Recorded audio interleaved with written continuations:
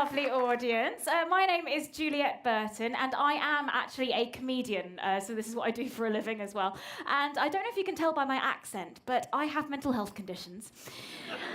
And I've been in therapy for well over half my life. And yes, thank you, I have just received my Duke of Edinburgh Award for services in psychiatry. And yes, I've got so many different mental health conditions. So I feel like you're a lovely audience. So I'm going to trust you. I'm going to tell you all of my mental health conditions. So, lovely BBC audience, I've been diagnosed with anorexia, anxiety disorder, bipolar disorder, body dysmorphic disorder, bulimia, compulsive overeating disorder, depression, and completing this list, which, because of this final condition, has to be organised alphabetically, I also have obsessive compulsive disorder.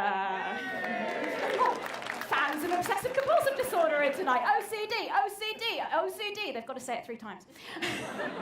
Now, of all of my labels, the one that fits me the best is eating disorders. And I've actually gotten some scrapes because of my eating disorders in the past. So when I was 17, I was sectioned under the Mental Health Act because I was a month away from dying of anorexia. Some of you are looking a little bit understandably worried in the audience right now, so let me reassure you, okay? Spoiler alert! So now after that, I went in and out of hospital quite a lot due to anorexia. I then went from a size 4 to a size 20 in around 6 months due to compulsive overeating disorder. And then I spent the best part of a decade being bulimic. I am Mary Berry's worst nightmare. Now, I've actually encountered quite a few incidents of some kind of ignorance, especially when I come off stage. And that's totally understandable because a lot of people seem to misunderstand the fact that just because I look healthy and well and for want of a better word, normal, whatever that is, I'm not normal. There's no such thing. Just because I look standard, then I'm not really dealing with anything on the inside. But the thing is, my conditions, they're invisible. And you never really know what somebody else is going through, especially with mental health. I once had this guy come up to me after one of my shows. It was a show about body confidence, a comedy show. He came up to me and said, "Oh, mental health conditions? No, they're not an illness. They're an attention-seeking ploy." And these sorts of interactions, they're very awkward to deal with. And I thought about, at the beginning of my career, not talking about my mental health conditions on stage to avoid these sorts of interactions. I thought about ignoring them. But then I realised that ignoring something doesn't make it go away. I tried that with my tax return. True story. And yes, I also didn't stop talking about them because I ended up feeling awkward about myself when these people were that ignorant, and awkward about my conditions, debilitatingly so. But then I realised that I could get quite a few very good comedy routines out of it, especially with people who troll me on Twitter.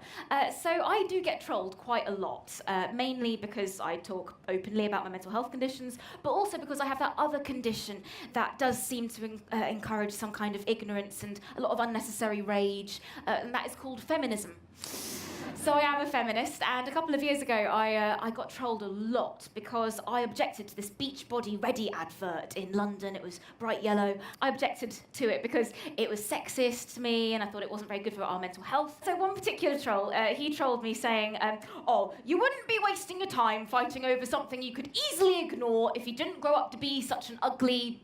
And then he used a 4-letter swear word beginning with F. And the most upsetting thing about that tweet was the fact that he spelt that 4-letter swear word wrong. I mean, how? How? So yes, another troll said, "Oh, silly social justice warriors getting their knickers in a twist because they're all such fat chicks."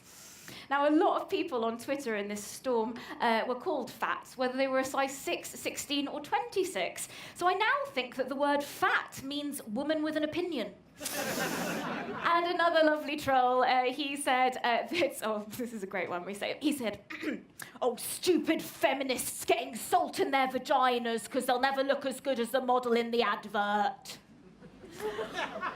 Ladies, I had no idea we were meant to put seasoning down there. Oh, madam, would you like some black pepper? They started moving on from these trolls, moving on from the feminist attacks to attacking me about my mental health. So I was called a mad harpy, a crazy person, either get off your ass or get some meds. which is very odd because I have never ridden a donkey. Being open about my mental health conditions means that I'm open to these kinds of attacks. And that's kind of a way that made me think that I shouldn't be talking about it on stage. I shouldn't be talking about it on stage. I shouldn't be talking about it maybe in real life and in conversation.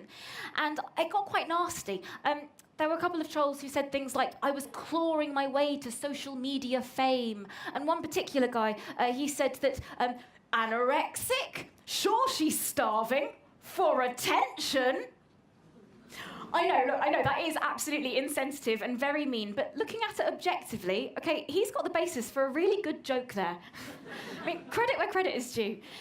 I did think long and hard about not opening up anymore on stage or in conversation or in the media about my mental health, but then I realised how passionate I am about doing that, because comedy is the perfect place to talk about mental health. If we're laughing about something, then we'd feel less alone with it. If we're laughing about something, it loses its power to scare us. Look, I'm never going to stop talking about my mental health in my comedy routines because partly it's important, partly because it's really good for me, and partly because, well, with ignorance like that out there, I keep getting given free material. My name's Juliette Burton. Thank you so much, lovely BBC audience. I'll see you soon.